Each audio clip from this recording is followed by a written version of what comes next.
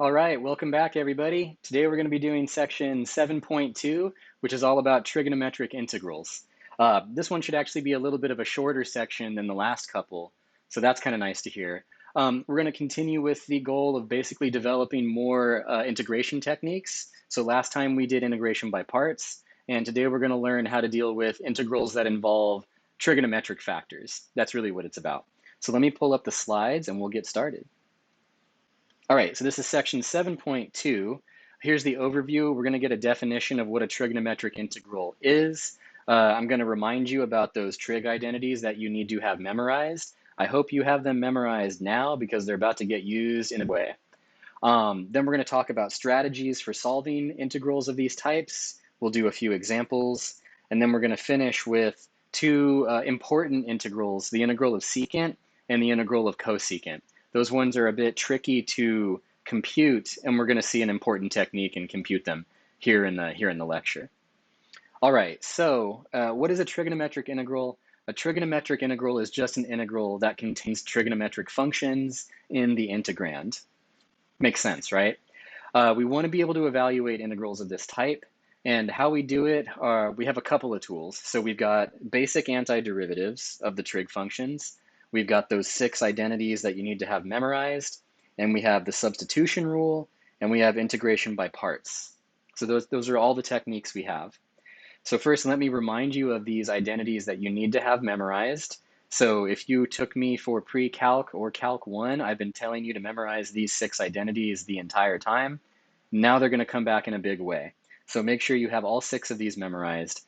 I won't go into the details. You should have them memorized. We're going to start using them. So what is the strategy?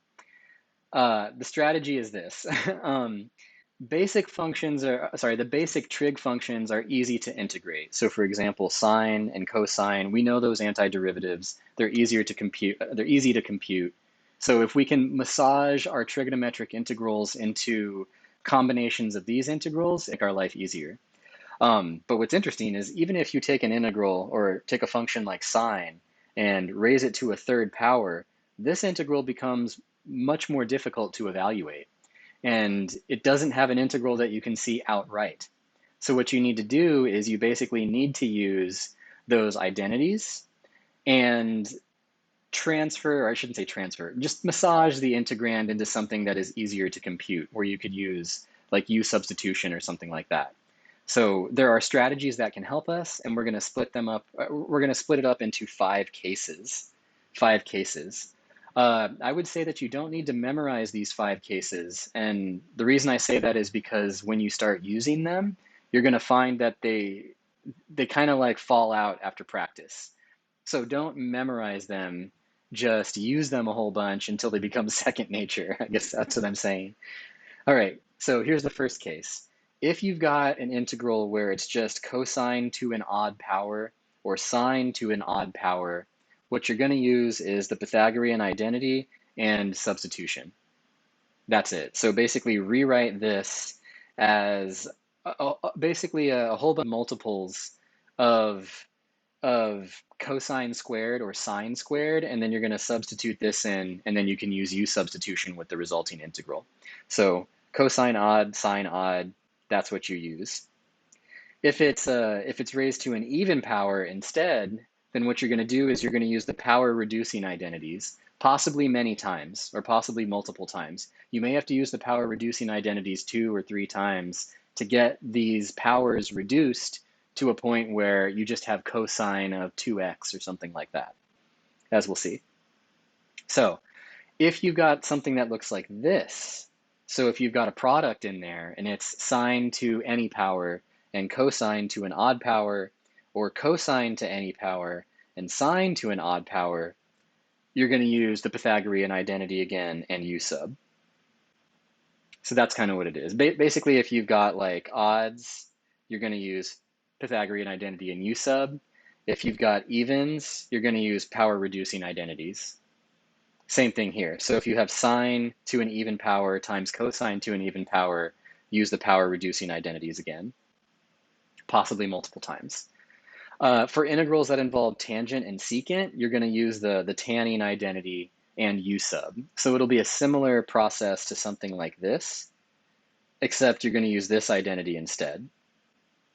And that's pretty much it. So those are the 5 strategies. Like I said, they're not too bad. You don't need to memorize them. You'll just get practice with it.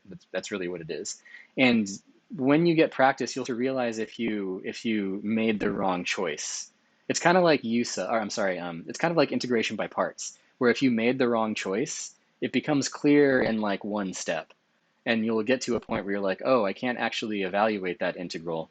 That usually means you did the wrong strategy, and then you just got to pick the other strategy. All right, here we go. I'm gonna do this one, and then I'll have you all try the next one on your own. So how would we do this one? We want to evaluate cosine to the 5th x. So cosine of x to the 5th. Well, it's an odd power. So what we're gonna do is use the Pythagorean identity and a u sub. And I'll show you exactly why this works here. Yeah, there we go. So what we're gonna do is this. We're gonna rewrite cosine, actually, you know what I should have done? No, this is fine, this is fine. Yeah, this is fine. Cosine to the 5th, I'm going to write it as cosine x times cosine squared x squared. So what I'm really doing is I'm saying this. Cosine to the 5th of x is cosine x times cosine to the 4x. So it's like I'm peeling away one of those factors of cosine, and then I'm left with cosine to the 4th. Why is that nice? Because we have an identity that involves cosine squared. So if I can express this as cosine squared to a power, I can use that identity and then use a substitution. So that's exactly what I do right here. I rewrite it as cosine times cosine to the 4th. Cosine to the 4th I can write as cosine squared, but I can substitute cosine squared with 1 minus sine squared, just right there. Now, why did I do that? What is the point of that? What's the utility of that? Well, now we can do a u substitution. We can let u be sine.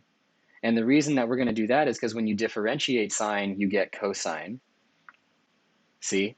So with that simple substitution, we can now do a u substitution that allows us to integrate this more easily. So here we go. We're going to let u be sine of x, then du equals cosine x dx, and that's exactly what this little extra of cosine x was needed for. Cosine x dx. And then stuff that involves sine, right? So when I do the substitution, this is what I get. I get 1 minus u squared, and then du covers the rest. Now we just have a simple polynomial, right? We don't have a trigonometric polynomial anymore. We just have a basic polynomial. 1 minus that after 1 minus 2u squared plus u to the 4th when we FOIL this out, when we distribute. And now this is the best, right? We've just got a polynomial in u, so we can just use the power rule for antiderivatives and we get our antiderivative. Boom. Now is when we have to include the plus c because we no longer have any integrals, and we have an indefinite integral here. So we have to include a plus c. We have a family of antiderivatives. But because we started with x's and we have an indefinite integral, we need to end with x's. So we have to substitute back in the choice that we made for u. And that's the final result. There we go. Not too bad, right? So this is why you needed those identities memorized, because now you're going to use them like that. Pretty much just peeling away a factor, doing a substitution, and then you get something much nicer. All right? Okay, let's see the next example. So this one I want you to try on your own. So first thing is think about how you would approach it. Maybe think about what identity you're going to need to use.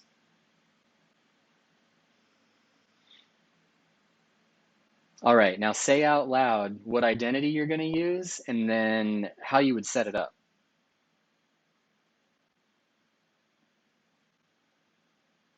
Now go for it. So try to compute this one on your own. You will need to use the power reducing identities. So try that out and then we'll do it together in just a moment.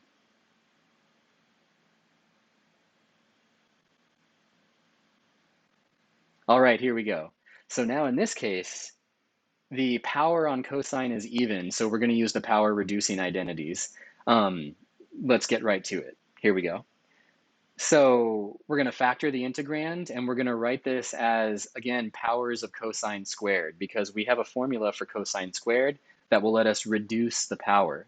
See, remember, like something that's raised to a power is not easy to integrate. So if you've got a formula that will let you reduce that power, it can help. And that's exactly what I'm going to do.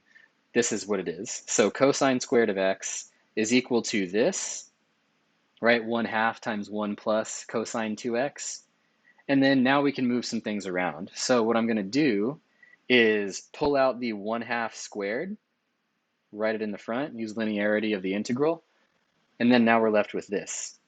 What do we do now?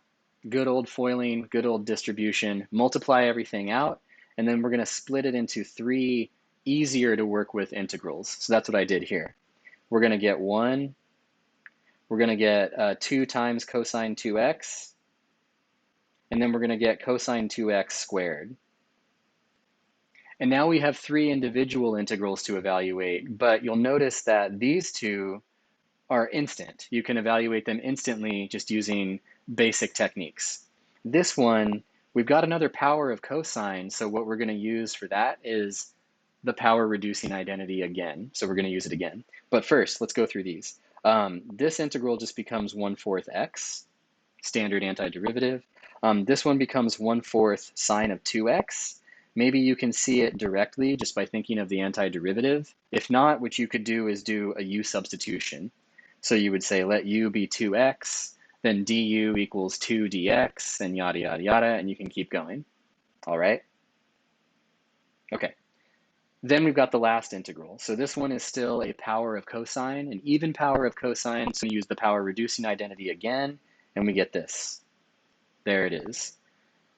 Same kind of thing as before. We're going to pull the 1/2 out and then work with the remainder. So here we go.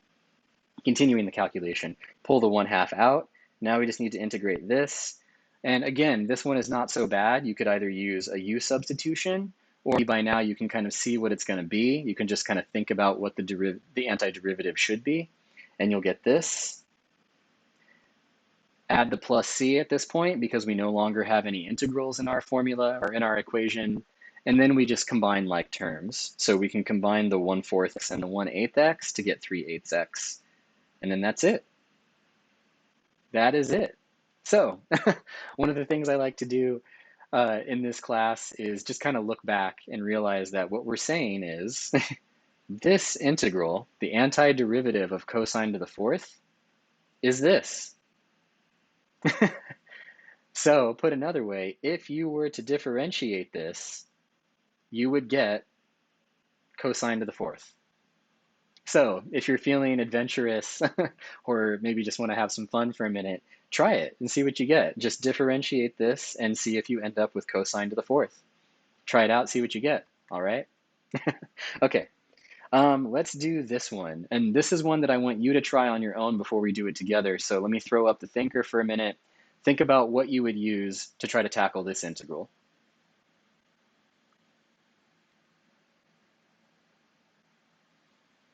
All right, now say something out loud to yourself about what you would use. Maybe an identity?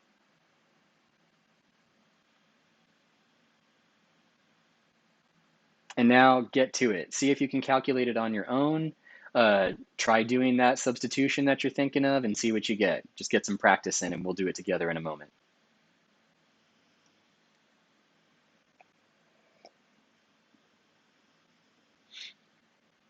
All right, here we go. So I see tangents and I see secants, and so I think tanning identity. So maybe what we can do is we can substitute that tanning identity somehow and do a u substitution. One of the reasons I'm thinking that also is think about this for a minute. We've got secant and we've got tangent, but we know things like the derivative of tangent is secant squared, and the derivative of secant is secant tangent, right? Secant tangent. Well, that's kind of handy because if I want to do a u substitution, maybe when I get the derivative of, like, maybe if I let u be secant, then when I do du, I'm going to get secant tangent. So maybe I'll be able to do something like that. Let's see. Here's what I'm going to do. Here we go. So I use that identity. I use the tanning identity, and I rewrite this secant squared as 1 plus tangent squared. So I'm basically peeling some things apart. There we go. There, yeah, now I can see it. Now I can see it. I'm writing it like this because if I let u be tangent, then du is secant squared. So du is going to be, I'm sorry, du is secant squared dx. So now it's kind of fallen out. All right, do a u substitution. Let u be tangent x, then du is secant squared x dx. So our integral becomes this one, which is much, much easier to calculate. It's just a polynomial. We get u plus u cubed, so we can use the good old power rule for antiderivatives and get this. And then to finish things off, substitute our choice back in so that we end up with x's. There it is. And yeah, once again, as weird as it seems, if you differentiate this, you will get this. Cool stuff, huh? Okay, let's see. What's the next one? Okay, here's another one. So I want you to try this one again on your own, and then we'll do it together. So you try. Go for it. I'll throw the, actually, you know what? I'll just do this. Think about it, say something out loud, and then try to work on it.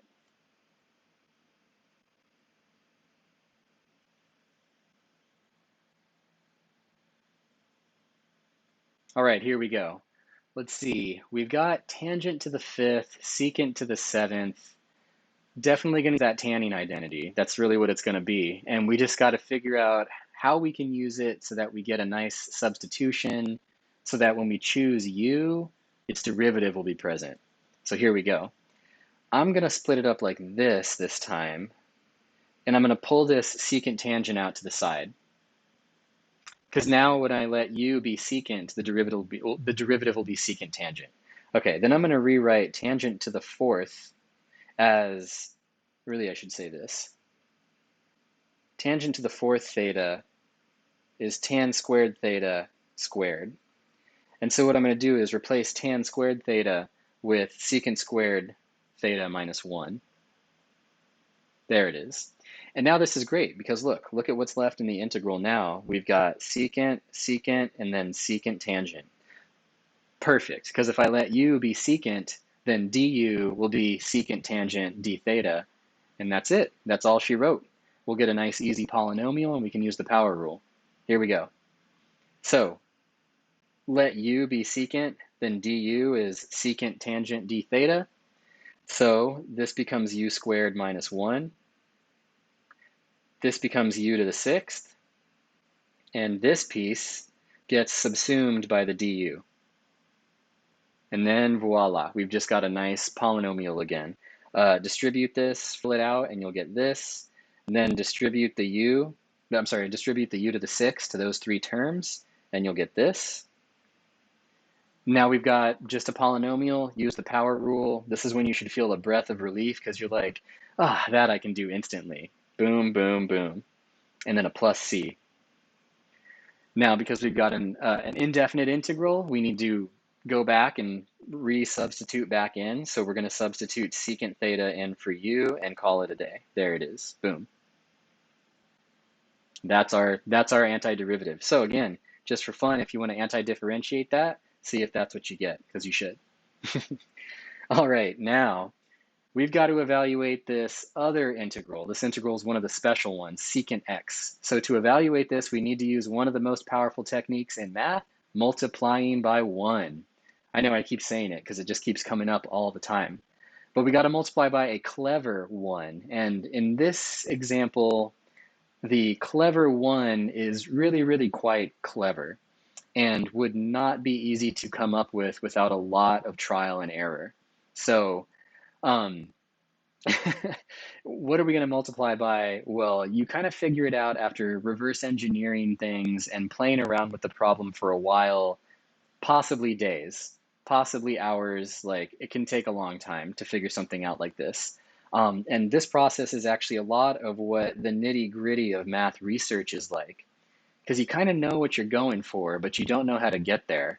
And sometimes you just got to make a guess and try it and see if it leads you where you want to go. And most of the time, majority of the time, it will not. But then there will be one path that opens up that just leads you right through. And that's what we're going to see happen here. So one thing I will say is that I do not expect you to be able to come up with a 1 that is as clever as this that you see in this example. But I do want you to understand that this is how it is done. So maybe some of you, if you go on to get a math degree, you will have to do something like this or figure something like this out. Also, if you want to go into something like competition mathematics, this is the type of thing you would have to practice to get really comfortable with it. All right. So here it goes. Let's see how this goes. Here's our integral, secant x dx. We're going to multiply by 1, but here is the clever one, secant x plus tangent x divided by itself. So that is the clever one that we're going to multiply by. And we'll see exactly why in just a second. When I simplify things, I can distribute secant to both of these terms, and I get this in the numerator. And here's why that clever one was chosen. Now, let's do a u substitution. Let u be secant x plus tangent x, basically this piece. Well, then when I compute the derivative of secant plus tangent, I get secant tangent plus secant squared. And then if I just rearrange things, that's the same as secant squared plus secant tangent. And that just so happens to be the numerator of this integral. You see? So that is why this was chosen to be the clever one, because when you choose that to be the clever one, you get a situation where you can do a quote unquote basic u substitution and everything works out. So yeah, it takes a lot of trial and error and finagling to figure out that clever one. But now that it's found out, watch everything just disappear and fall into place nicely. So this is u, and this is du. So we get the integral of 1 over u du, easy peasy. That's natural log of absolute value of u plus, and then we can substitute back in and we get that. Whew, there we go. So that's one of the lemmas we get from this section. A lemma is kind of like a technical result that gets used a lot, right? It's a technical result that can be kind of complicated to compute. It's not really a theorem. It's just like a result. So the integral of secant x dx is this. That's what you get. And if you were to differentiate this, you'll get secant x. This is an integral that you do need to have memorized. Luckily, it's not too hard to remember. It's just natural log secant plus tangent. All right. So you do need to memorize this integral. It comes up a lot. Make sure you commit it to memory. Now let's do the the other I should say, cosecant x. So how do we get this integral? You're going to use a very, very similar technique. You're going to multiply by a clever one. In this case, the clever one is this, cosecant minus cotangent. So it's similar to what we saw in the previous example. Then you can distribute cosecant to those two terms. You get this integral. And then just like before, everything washes out nicely. Let u be the denominator. Then du ends up being the numerator. Then you can do the substitution. So this complicated, messy integral just boils down to 1 over u. Antiderivative of 1 over u is ln of u, absolute value, and then you can substitute back in. So there you go. Blew through that one because we already saw the technique. So the second result, the integral of cosecant is ln of cosecant minus, cosecant minus cotangent. I'll fix that on the slides. Don't look at that. There we go. Cosecant minus cotangent. So again, you want to memorize this integral, but this one is not too bad to remember either. It's basically the same as the previous one. It's natural log, but now it's cosecant minus cotangent. Cosecant minus cotangent. The one for secant was secant plus tangent. So you get that like kind of similar co-relationship when you look at cosecant. There we go. And I'll fix that on the slides right after this, right after I finish recording. All right, so now there's one more integral here that appears, and it is secant cubed of x. And this one actually has its own Wikipedia page, which is kind of funny. So if you want to follow that, you can go see the Wikipedia page on this particular integral. And how do we compute it? Tomorrow or the next time we meet in activity 7.2, you're going to compute this one on your own. We'll derive it on our own or on your own in activity, and I can help you out. But that's where we'll get that result. All right. So on that note, let's play. Let's play. I'm excited to do the activity with you all. Like I said, this was a bit of a shorter lesson. It's really just kind of some techniques, some integration techniques. So I'll go ahead and stop there. Thank you all for listening again, and I'll see you next time.